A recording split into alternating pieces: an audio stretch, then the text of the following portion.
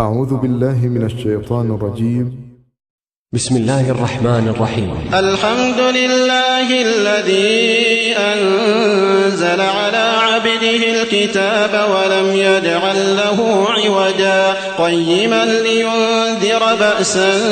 شديدا من لدنه ويبشر المؤمنين الذين يعملون الصالحات أن لهم أجرا حسنا ماكثين فيه أبدا وينذر الذين قالوا اتخذ الله ولدا ما لهم به من علم ولا لآبائهم كبرت كلمة تخرج من أفواههم إن يقولون إلا كذبا فلعلك باخع نفسك على آثارهم إن لم يؤمنوا بهذا الحديث أسفا إنا جعلنا ما على الأرض زينة لها لنبلوهم أيهم أحسن عملا وإنا لجاعلون ما عليها صعيدا جرزا أم حسبت أن أصحاب الكهف والرقيم كانوا من آياتنا عجبا إذ أوى الفتية إلى الكهف فقالوا ربنا آتنا من لدنك رحمة وهيئ لنا من أمرنا رشدا فضربنا على آذانهم في الكهف سنين عددا ثم بعثناهم لنعلم أي الحزبين أحصى لما لبثوا أمدا نحن نقص عليك نبأهم بالحق إنهم فتية آمنوا بربهم وزدناهم هدى وربطنا على قلوبهم إذ قاموا فقالوا ربنا رب السماوات والأرض لن ندعو من دونه إلها لقد قلنا إذا شططا هؤلاء قومنا اتخذوا من دونه آلهة لولا يأتون عليهم بسلطان بين فمن أظلم ممن افترى على الله كذبا وإذ اعتزلتموهم وما يعبدون إلا الله فأووا إلى الكهف ينشر لكم ربكم من رحمته ويهيئ لكم من أمركم مرفقا وترى الشمس إذا طلعت تزاور عن كهفهم ذات اليمين وإذا غربت تقرضهم ذات الشمال وهم في فجوة منه ذلك من آيات الله من يهد الله فهو المهتد ومن يضلل فلن تجد له وليا مرشدا وتحسبهم أيقاظا وهم رقود ونقلبهم ذات اليمين وذات الشمال وكلبهم باسط ذراعيه بالوصيد لو اطلعت عليهم لوليت منهم فرارا ولملئت منهم رعبا وكذلك بعثناهم ليتساءلوا بينهم قال قائل منهم كم لبثتم قالوا لبثنا يوما أو بعض يوم قالوا ربكم أعلم بما لبثتم فابعثوا أحدكم بورقكم هذه إلى المدينة فلينظر أيها أزكى طعاما فليأتكم برزق منه وليتلطف ولا يشعرن بكم أحدا إنهم إن يظهروا عليكم يرجموكم أو يعيدوكم في ملتهم ولن تفلحوا إذا أبدا وكذلك أعثرنا عليهم ليعلموا أن وعد الله حق وأن الساعة لا ريب فيها إذ يتنازعون بينهم أمرهم فقالوا ابنوا عليهم بنيانا ربهم أعلم بهم قال الذين غلبوا على أمرهم لنتخذن عليهم مسجدا سيقولون ثلاثة رابعهم كلبهم ويقولون خمسة سادسهم كلبهم رجما بالغيب ويقولون سبعة وثامنهم كلبهم قل ربي أعلم بعدتهم ما يعلمهم إلا قليل فلا تمار فيهم إلا مراء ظاهرا ولا تستفت فيهم منهم أحدا ولا تقولن لشيء إني فاعل ذلك غدا إلا أن يشاء الله واذكر ربك إذا نسيت وقل عسى أن يهديني ربي لأقرب من هذا رشدا ولبثوا في كهفهم 300 سنين وازدادوا 9 قل الله أعلم بما لبثوا له غيب السماوات والأرض أبصر به وأسمع ما لهم من دونه من ولي ولا يشرك في حكمه أحدا واتل ما أوحي إليك من كتاب ربك لا مبدل لكلماته ولن تجد من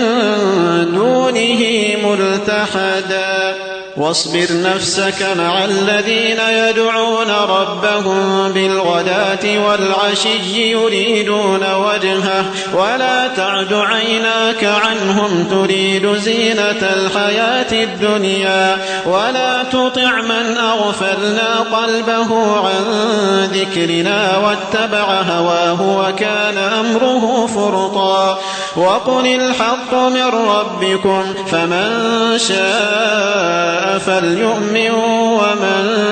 شاء فليكفر إنا أعتدنا للظالمين نارا أحاط بهم سرادقها وإن يستغيثوا يغاثوا بماء كالمهل يشوي الوجوه بئس الشراب وساءت مرتفقا إن الذين آمنوا وعملوا الصالحات إنا لا نضيع أجر من أحسن عملا أولئك لهم جنات عدن تجري من تحتهم الأنهار يحلون فيها من أساور من ذهب ويلبسون ثيابا خضرا من سندس واستبرق متكئين فيها على الأرائك نعم الثواب وحسنت مرتفقا واضرب لهم مثلا الرجلين جعلنا لأحدهما جنتين من أعناب وحففناهما بنخل وجعلنا بينهما زرعا كلتا الجنتين آتت أكلها ولم تظلم منه شيئا وفجرنا خلالهما نهرا وكان له ثمر فقال لصاحبه وهو يحاوره أنا أكثر منك مالا وأعز نفرا ودخل جنته وهو ظالم لنفسه قال ما أظن أن تبيد هذه أبدا وما أظن الساعة قائمة ولئن رددت إلى ربي لأجدن خيرا منها منقلبا قال له صاحبه وهو يحاوره أكفرت بالذي خلقك من تراب ثم من نطفة ثم سواك رجلا لكن هو الله ربي ولا أشرك بربي أحدا ولولا إذ دخلت جنتك قلت ما شاء الله لا قوة إلا بالله إن ترني أنا أقل منك مالا وولدا فعسى ربي أن يؤتيني خيرا من جنتك ويرسل عليها حسبانا من السماء فتصبح صعيدا زلقا أو يصبح ماؤها غورا فلن تستطيع له طلبا وأحيط بثمره فأصبح يقلب كفيه على ما أنفق فيها وهي خاوية على عروشها ويقول يا ليتني لم أشرك بربي أحدا ولم تكن له فئة ينصرونه من دون الله وما كان منتصرا هنالك الولاية لله الحق هو خير ثوابا وخير عقبا واضرب لهم مثل الحياة الدنيا كماء أنزلناه من السماء فاختلط به نبات الأرض فأصبح هشيما تذروه الرياح وكان الله على كل شيء مقتدرا المال والبنون زينة الحياة الدنيا والباقيات الصالحات خير عند ربك ثوابا وخير أملا ويوم نسير الجبال وترى الأرض بارزة وحشرناهم فلم نغادر منهم أحدا وعرضوا على ربك صفا لقد جئتمونا كما خلقناكم أول مرة بل زعمتم أن لن نجعل لكم موعدا ووضع الكتاب فترى المجرمين مشفقين مما فيه ويقولون يا ويلتنا ما لهذا الكتاب لا يغادر صغيرة ولا كبيرة إلا أحصاها ووجدوا ما عملوا حاضرا ولا يظلم ربك أحدا وإذ قلنا للملائكة اسجدوا لآدم فسجدوا إلا إبليس كان من الجن ففسق عن أمر ربه أفتتخذونه وذريته أولياء من دوني وهم لكم عدو بئس للظالمين بدلا ما أشهدتهم خلق السماوات والأرض ولا خلق أنفسهم وما كنت متخذ المضلين عضدا ويوم يقول نادوا شركائي الذين زعمتم فدعوهم فلم يستجيبوا لهم وجعلنا بينهم موبقا ورأى المجرمون النار فظنوا أنهم مواقعوها ولم يجدوا عنها مصرفا ولقد صرفنا في هذا القرآن للناس من كل مثل وكان الإنسان أكثر شيء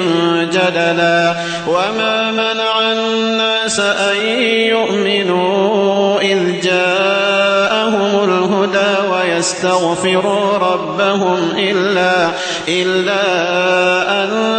تأتيهم سنة الأولين أو يأتيهم العذاب قبلا وما نرسل المرسلين إلا مبشرين ومنذرين ويجادل الذين كفروا بالباطل ليدحضوا به الحق واتخذوا آياتي وما أنذروا هزوا ومن أظلم ممن ذكر بآيات ربه فأعرض عنها ونسي ما قدمت يداه إنا جعلنا على قلوبهم أكنة أن يفقهوه وفي آذانهم وقرا وإن تدعهم إلى الهدى فلن يهتدوا إذا أبدا وربك الغفور ذو الرحمة لو يؤاخذهم بما كسبوا لعجل لهم العذاب بل لهم موعد لن يجدوا من دونه موئلا وتلك القرى أهلكناهم لما ظلموا وجعلنا لمهلكهم موعدا وإذ قال موسى لفتاه لا أبرح حتى أبلغ مجمع البحرين أو أمضي حقبا فلما بلغا مجمع بينهما نسيا حوتهما فاتخذ سبيله في البحر سربا فلما جاوزا قال لفتاه آتنا غداءنا لقد لقينا من سفرنا هذا نصبا قال أرأيت إذ أوينا إلى الصخرة فإني نسيت الحوت وما أنسانيه إلا الشيطان أن أذكره واتخذ سبيله في البحر عجبا قال ذلك ما كنا نبغي فارتدا على آثارهما قصصا فوجدا عبدا من عبادنا آتيناه رحمة من عندنا وعلمناه من لدنا علما قال له موسى هل أتبعك على أن تعلمني مما علمت رشدا قال إنك لن تستطيع معي صبرا وكيف تصبر على ما لم تحط به خبرا قال ستجدني إن شاء الله صابرا ولا أعصي لك أمرا قال فإن اتبعتني فلا تسألني عن شيء حتى أحدث لك منه ذكرا فانطلقا حتى إذا ركبا في السفينة خرقها قال أخرقتها لتغرق أهلها لقد جئت شيئا إمرا قال ألم أقل إنك لن تستطيع معي صبرا قال لا تؤاخذني بما نسيت ولا ترهقني من أمري عسرا فانطلقا حتى إذا لقيا غلاما فقتله قال أقتلت نفسا زكية بغير نفس لقد جئت شيئا نكرا قال ألم أقل لك إنك لن تستطيع معي صبرا قال إن سألتك عن شيء بعدها فلا تصاحبني قد بلغت من لدني عذرا فانطلقا حتى إذا أتيا أهل قرية استطعما أهلها فأبوا أن يضيفوهما فوجدا فيها جدارا يريد أن ينقض فأقامه قال لو شئت لاتخذت عليه أجرا قال هذا فراق بيني وبينك سأنبئك بتأويل ما لم تستطع عليه صبرا أما السفينة فكانت لمساكين يعملون في البحر فأردت أن أعيبها وكان وراءهم ملك يأخذ كل سفينة غصبا. وأما الغلام فكان أبواه مؤمنين فخشينا أن يرهقهما طغيانا وكفرا فأردنا أن يبدلهما ربهما خيرا منه زكاة وأقرب رحما. وأما الجدار فكان لغلامين يتيمين في المدينة وكان تحته كنز لهما وكان أبوهما صالحا فأراد ربك أن يبلغا أشدهما ويستخرجا كنزهما رحمة من ربك وما فعلته عن أمري ذلك تأويل ما لم تسطع عليه صبرا. ويسألونك عن ذي القرنين قل سأتلو عليكم منه ذكرا. إنا مكنا له في الأرض وآتيناه من كل شيء سببا فأتبع سببا حتى إذا بلغ مغرب الشمس وجدها تغرب في عين حمئة ووجد عندها قوما قلنا يا ذا القرنين إما أن تعذب وإما أن تتخذ فيهم حسنا. قال أما من ظلم فسوف نعذبه ثم يرد إلى ربه فيعذبه عذابا نكرا. وأما من آمن وعمل صالحا فله جزاء الحسنى وسنقول له من أمرنا يسرا. ثم أتبع سببا حتى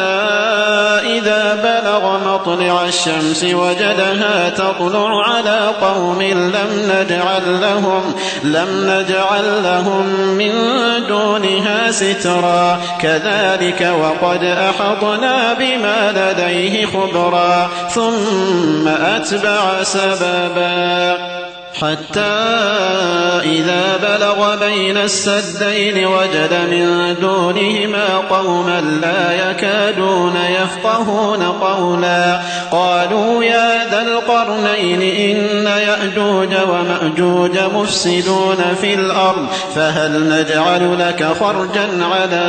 أن تجعل بيننا وبينهم سدا. قال ما مكنني فيه ربي خير فأعينوني بقوة أجعل بينكم وبينهم ردما. آتوني زبر الحديد حتى إذا ساوى بين الصدفين قال انفخوا حتى إذا جعله نارا قال آتوني أفرغ عليه قطرا. فما استطاعوا أن يظهروه وما استطاعوا له نقبا. قال هذا رحمة من ربي فإذا جاء وعد ربي جعله دكا وكان وعد ربي حقا. وتركنا بعضهم يومئذ يموج في بعض ونفخ في الصور فجمعناهم جمعا. وعرضنا جهنم يومئذ للكافرين عرضا. الذين كانت أعينهم في غطاء عن ذكري وكانوا لا يستطيعون سمعا. أفحسب الذين كفروا أن يتخذوا عبادي من دوني أولياء إنا أعتدنا جهنم للكافرين نزلا قل هل ننبئكم بالأخسرين أعمالا الذين ضل سعيهم في الحياة الدنيا وهم يحسبون أنهم يحسنون صنعا أولئك الذين كفروا بآيات ربهم ولقائه فحبطت أعمالهم فلا نقيم لهم يوم القيامة وزنا ذلك جزاؤهم جهنم بما كفروا واتخذوا آياتي ورسلي هزوا إن الذين آمنوا وعملوا الصالحات كانت لهم جنات الفردوس نزلا خالدين فيها لا يبغون عنها حولا قل لو كان البحر مدادا لكلمات ربي لنفد البحر قبل أن تنفد كلمات ربي ولو جئنا بمثله مددا قل إنما أنا بشر مثلكم يوحى إلي أنما إلهكم إله واحد فمن كان يرجو لقاء ربه فليعمل عملا صالحا ولا يشرك بعبادة ربه أحدا